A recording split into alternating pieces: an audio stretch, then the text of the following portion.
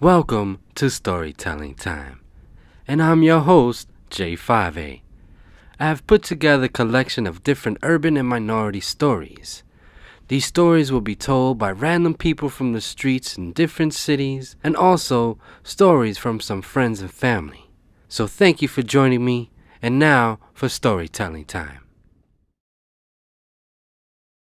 We're going to take it to the West Coast. Shout outs to the West Side. Actually, San Francisco, and there's a gentleman by the name of Nick B, and he's gonna explain how females out there are still tricking, but there's actually a name for it. It's called 42 fake. That's right, a football move, 42 fake. So listen closely and see what they're still doing out on the West Side. Name and where we at. Alright, this is Nick B. I'm from Richmond, California. We're in San Francisco right now on Market Street. I got a story. You gotta watch out for that 42 fake. That's a woman who tries to fuck you over for somebody. They're working for somebody. It's like a hoe who ain't on the track. They're trying to get close to you to fuck you over. It's called what? The 42 fake, like the football play. Like you gotta know that shit before they do it, and you gotta call it before that shit happens to be able to last through that shit. Alright, I got a story. I was waiting at the bus stop for 45 minutes, right? I'm watching everybody going in and out the store. Two guys go in the store and leave and shit. Nobody else goes in and out the store. I walk in, there's a girl picking out candy and shit. I look at her, I'm thinking, what the fuck? This bitch been in here for 45 minutes picking out candy? I go to the sodas, I shut the door. As soon as I'm starting to walk, she gets right in front of me in the line, right? I get behind her, and then she starts talking to me. I talk to her and shit. She acts like she's on me. I'm talking to her. She leaves. She's like, I'll wait for you to buy your shit. And the dude's like, yeah, you should go talk to her to do it at the store. I'm like, all right. So I go out there and talk to her. I'm talking to her. I'm fucking with her. I give her my number. She gives me her number. She calls me that night. Okay, this bitch was waiting there at that store for me. That's why she was in there for so long at that fucking candy store and shit. She was waiting in there, and I went in there, and I didn't realize that shit. I thought it was suspicious that she was in there for so long, but she caught me off guard. So I went out with this bitch the next day and shit. She was kicking with me. She's telling me how much she loved to smoke weed, how much, all this other shit. And then the next day I got a blunt. No, I can't smoke weed. I can't do no drugs, right? And hoes can't do no weed and drugs, so their pimps be having them on some shit, right? So this bitch be asking me questions, right, about shit. Like, if I answer, it's like something that somebody in jail would know about me and shit. Like, I'd be kicking it with some type of people and be like, nah, I don't fuck with them. I'll be with some other type of people. And she was finding out shit about me, right? And she's with me the whole day. She can't smoke weed. I asked her to hit that shit because she's making me suspicious. And she hits it, but no smoke comes out and shit. She's turning her head. And then I'm with her all day, and she's trying to fight. Every time she keeps asking me where I stay at and shit. And finally, because I'm hella loaded and shit, like we're walking back, I'm like, yeah, I stay over at there. This house is there, right there. She's like, okay. And then she runs. She starts to run off, and she runs back to her house and shit. Then I see this bitch and a car full of dudes drive by in front of my house and shit, start yelling shit out. And one of the dudes is somebody I was locked up in jail with, Philly. So, Philly? what? Oh, you said from Philly? No, I said, feel me? It's somebody who was in jail with me and shit. Okay. And they had this bitch just posted up, waiting for me, and it seemed like some whole random meeting and shit. It seemed like that shit just happened out of nowhere, but that whole shit was planned. It just seemed random. But the whole thing was, she was just trying to find out where I was at and to make sure it was me and shit. And then she found out where I stayed at. And the motherfuckers came out in front of my house and was yelling shit at me. And then now I got problems and shit because of this bitch.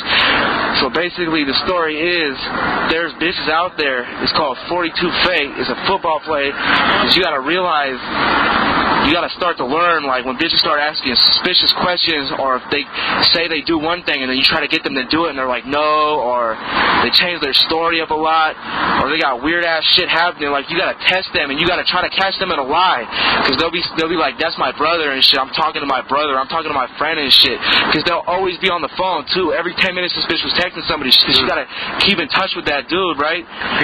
Yeah, she got to keep in touch with him and shit, like every 10, 15 minutes and shit. So she'll say it's somebody else, like, you gotta try to catch her in lies. You gotta catch all bitches in lies, and you gotta try to make sure that what she's saying is real to you, because if she's lying about shit for no reason, and the shit, she seems like she's too into you, she's asking you questions, and she seems to know shit about you, she could be trying to work for somebody to fuck you over, and that shit happens more than you think, too. This happened to me like twice. Out here, too. Yeah, especially over here in the Bay Area and shit. There's hoes, they don't be on the track. The only thing pimps use them for is to get close to people. And I mean, I've heard of worse stories and shit where they'll try to get you, they'll be in your house, and or they'll bring you to their house, and when you fucking with your pants down and shit, motherfuckers do a home invasion and shit while you fucking and shit, right?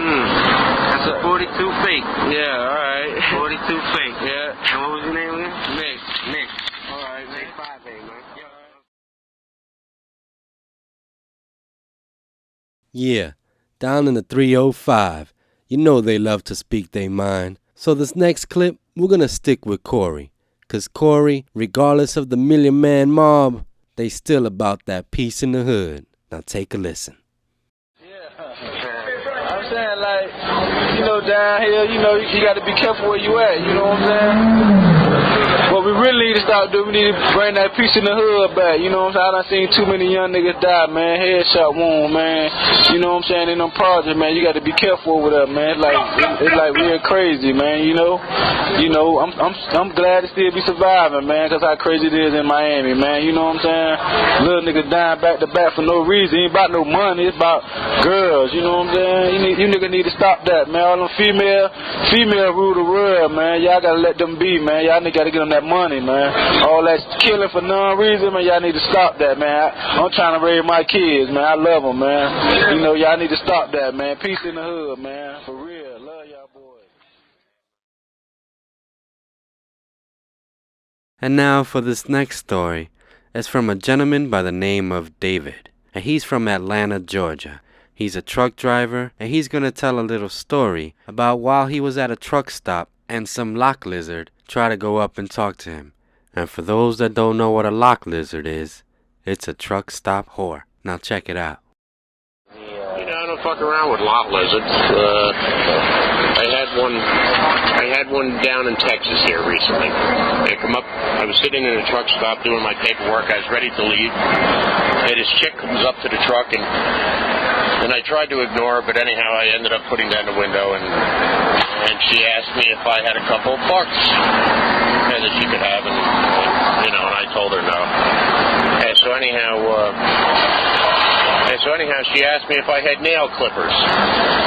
And I told her no, that I didn't have nail clippers, and it just so happened that my nails were long at the time, and I put them up and I showed her my nails, that no, I don't have nail clippers, and her response to me was, I wouldn't let you put them things in my pussy.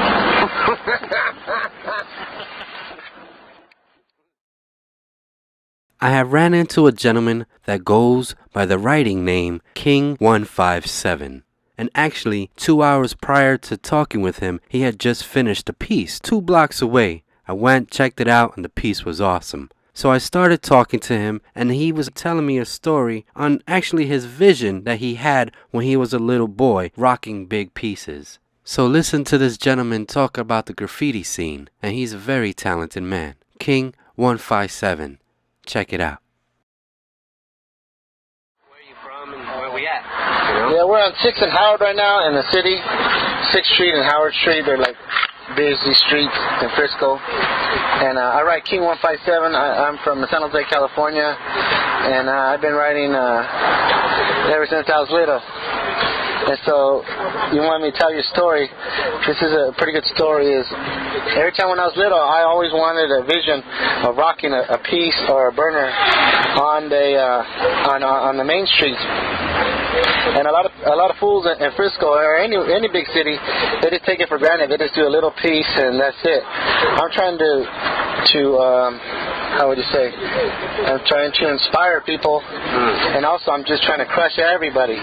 So if you ever see my work, it'll have more of everything, more background, more 3D, more. What would you go by again? King 157. 157. Yeah, and so I'm just putting more love or more work, as they would say, on it, So my pieces or my productions are they should be out, what do you call it, they should be popping out, you know. And a lot of people, they want to define a burner, you know. A burner is like, you know, people do something on the street real quick to throw up.